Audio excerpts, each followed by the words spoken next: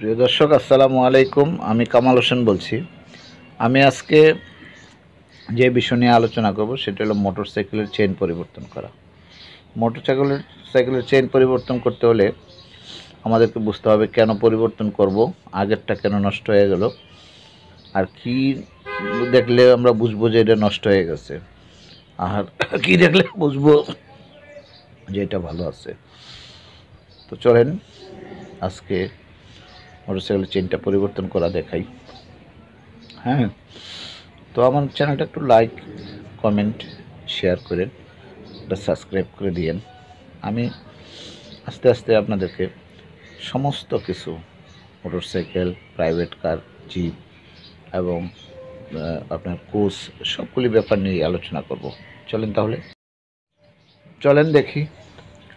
দেখেন, এই গাড়িটা হলো 125 ডিসকভার। তাহলে আমরা যখন চেইন কিনবো তখন আমরা এই 125 ডিসকভারেরটাই কিনবো।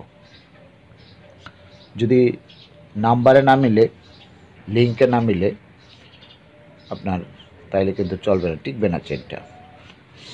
এই যে দেখেন, এই যে এটা হলো পার্ট নাম্বার, আমার গাড়ির পার্ট নাম্বারটা এটা। হ্যাঁ, পার্ট নাম্বার অনুযায়ী কিনতে হবে। যে 125, এই যে 125 বাজাজ জেনুইন পার্টস। এটা হলো চেনের প্যাকেট। এটার মধ্যে 3টা জিনিস থাকবে: চেইন, স্মল স্পকেট এবং বিগ স্পকেট, পিছনের এবং সামনের, আর চেনটা থাকবে। ভালো করে দেখেন, পার্ট নাম্বারটা দেখেন। এই পার্ট নাম্বারটা দেখলে বুঝবেন এটা জেনুইন অথবা নকল। এবার দেখেন তাহলে, এই যে খুললাম, খোলার পরে আপনি এটা থেকে 3টা জিনিস বেরিয়ে আসবে। এই যে দেখেন,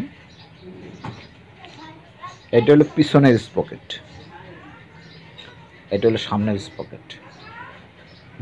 এই যে এটা সামনের স্পকেট, এটা পিছনের স্পকেট, 3টা মিলে এলো একটা সেট। এই যে দেখেন, এটা নতুন, এটার যে দাঁতগুলি আছে, এই যে লিঙ্কের যে এই যে গ্রুপটা, এটার ভিতরে চেনের লিঙ্কটা বসে যাবে। আর এটা এই যে লিঙ্ক, এই যে লিঙ্কের জায়গাটা খাইয়ে ফেলছে। এই যে দাঁতগুলি চিকন চিকন হয়ে গেছে। দাঁতগুলি চিকন চিকন হয়ে গেলে আপনার চেনটা ওই লিঙ্কের জায়গায় ঘুরবে, ফ্রি মুভমেন্ট পাইব, ভালো চলবে না, ধাক্কায় ধাক্কায় চলবে। আর এই যে লিঙ্কটা যখন বসবে তখন টাইট থাকবে। এই যে এই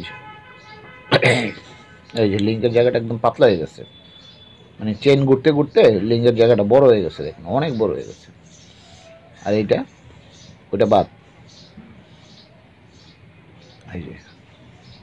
এই যে লিঙ্কটা, এই যে নতুনটা, এই যে লিঙ্কটাতে বসছে, দেখছেন কোনো জায়গার কোনো ফাঁক নাই। এই যে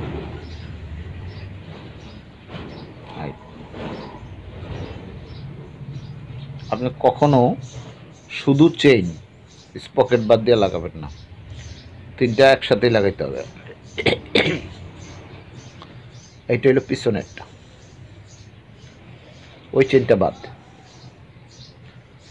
সামনেরটা যেমন খেয়ে গেছে, পিছনেরটাও খেয়ে গেছে। আর এই সেটটা হলো নতুন, এই নতুন সেট।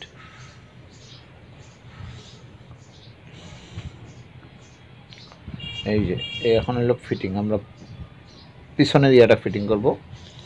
এই যে বসাবো, বসে এই যে দেখেন, এটা বসালেন, বসাইয়া আপনি এই লক করবেন। 2টা লক সিস্টেম আছে যেন নাটগুলি খুলে না যায় আর কি। হ্যাঁ, এইবার আপনি এই যে 13 নম্বর নাট এটা দিবেন। এই নতুন স্পকারটা বসাইয়া নাটগুলি টাইট, এই যে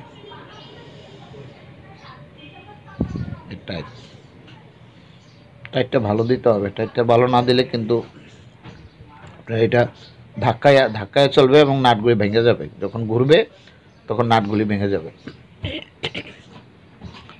একদম চাকার মধ্যে বসাইয়া তারপরে নাটটা টাইট দিতে হবে। এই যে হেভি করে টাইট দেন। এই যে টাইট, 4টা নাট এক সমান।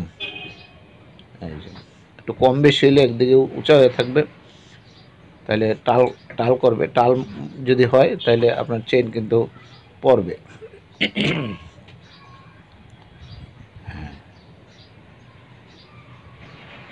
টাইটটা একদম ইনশিওর হবেন, টাইটের বেলায় যেন কোনো কার্পণ্য না হয়। এই নাট টাইট হলো ড্রাইভিং,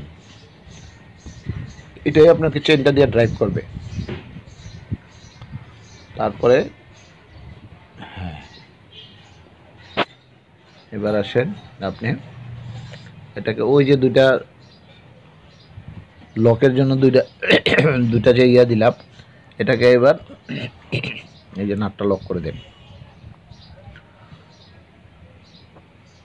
এই যে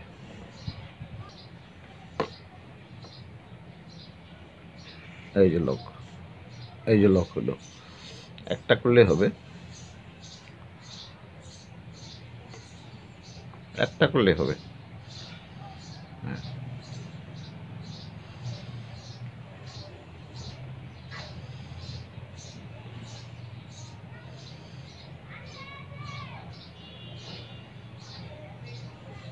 এই যে লক করেন। এই যে দুইটা লক হইলো, এখানে লক করেন, লক করে দেন। লকটাও সুন্দর করে করতে হবে।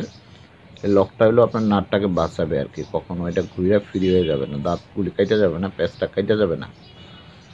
লকটা আপনাকে সাপোর্ট দিয়ে রাখবে।